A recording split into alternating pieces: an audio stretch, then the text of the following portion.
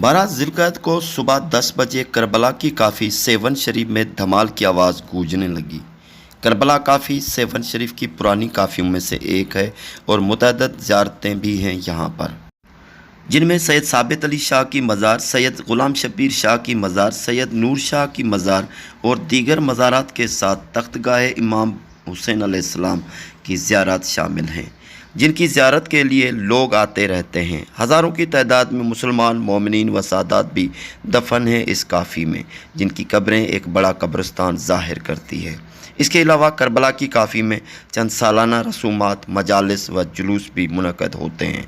सैयद गुल मोहम्मद शाह लक्यारी सेवन शरीफ के मुअज़्ज़ज़ सादात में से एक थे और अपने दौर के आखिरी चाबी बरदार सजादा नशीन दरगाह हज़रत सखी लाल शहबाज कलंदर थे। सैयद गुल मोहम्मद शाह की पहुँच दूर दूर तक थी। लाखों लोग अक़ीदत और एहतराम से मुलाकात के लिए आया करते थे। जाहिद और मुत्तकी थे। तमाम बड़े बड़े लोग साईं की हाज़िरी में रहा करते थे।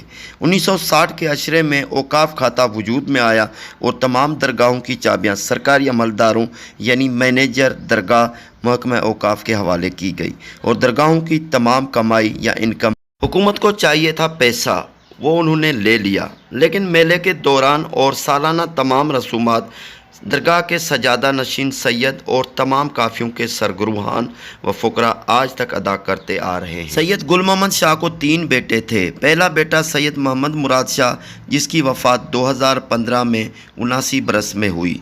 दूसरा बेटा सैयद सादिक शाह उर्फ सैयद हाजन शाह, जिसकी वफ़ात 2020 में 74 बरस में हुई। उसके बाद तीसरा बेटा सैयद अल्लाह बख्श शाह, जन्म 1963 है, वो हाल हयात है। सैयद गुल मोहम्मद शाह ने अपनी ज़िंदगी में ही अपने बड़े बेटे सैयद मोहम्मद मुराद शाह को दरगाह का सजादा नशीन मुकर्रर कर लिया था और सैयद गुल मोहम्मद शाह की वफ़ात के बाद उनके बड़े बेटे सैयद मोहम्मद मुराद शाह दरगाह के सजादा नशीन बने।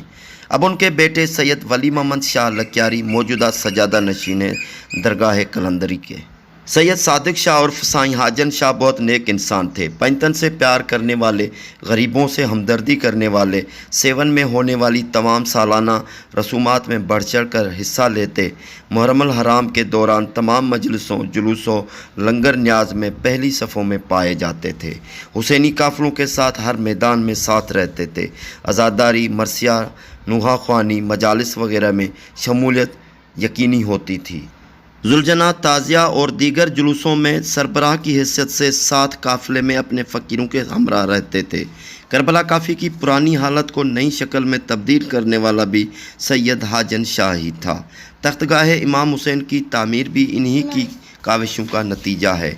लाहौतियों से मोहब्बत करते थे, ख़ुद लाहौती थे और हुसैनी भी थे और अक्सर लाहौतियों की कचहरी में बैठा करते थे। दरगाह सैयद खानशाह शिराजी पर अकबर फ़कीर, बादशाह ज़वार अली मोहम्मद और दीगर फ़ुकरा के साथ अक्सर बैठा करते थे।